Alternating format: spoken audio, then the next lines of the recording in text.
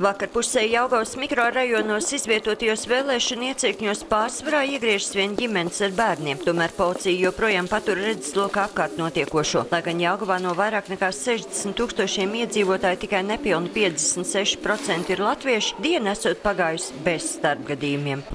Ar mieru un kārtību, paldies Dievam, nekādas problēmas nav.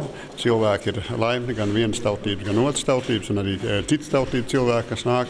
Nekāda problēma mums nav bijuši. Pilsētas centrā gan joprojām jāstāv rindā, bet balstiestīgo aktivitāte esot krietni lielāka nekā iepriekšējā referendumā visos iecirkņos. Gan latvieši, gan citautieši savu pilsoņu pienākumu izpilda galvenokārt domājot, lai labāk būtu bērniem.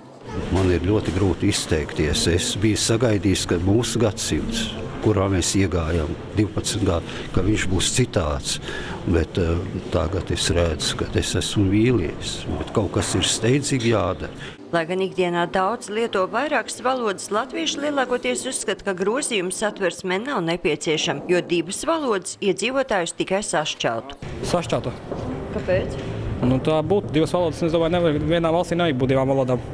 Bet tā kā man arī ir draugi citautieši, tur lielākā daļa arī saprot, kāpēc ir jābalso pret, un tur mums nav bijušas nekādas domstarpības. Tomēr nereti tie, kuriem latviešu valoda nav dzimtā valoda, tikai vārdos saprot latviešu vēlmi nosargāt savu valodu. Kā vērtību latviešu valodu vajag saglabāt un attīstīt. Latviešu valodai Latvijā ir jābūt, bet gribētos, lai arī citu tautību cilvēki šeit justos komfortabli. Valoda ir komforts. Bet kāpēc tad vajag arī krievu valodu kā valsts valodu? Es neuzskatu, ka viņa ir stipri vajadzīga. Vienkārši, ka vajag parādīt savu pozīciju. Un es, kā krievs pēc tautības, es nevaru iet un balsot pret savu dzimtu valodu. Tas nav loģiski. Tomēr gan viena, gan otra atzīst, ka rīts uz ausīs gluži tāds pats kā šorīt, un ikdienas dzīvē visticamāk nekas nemainīsies. Sandra Lietāne, Andris Pāns, TV Spektrs.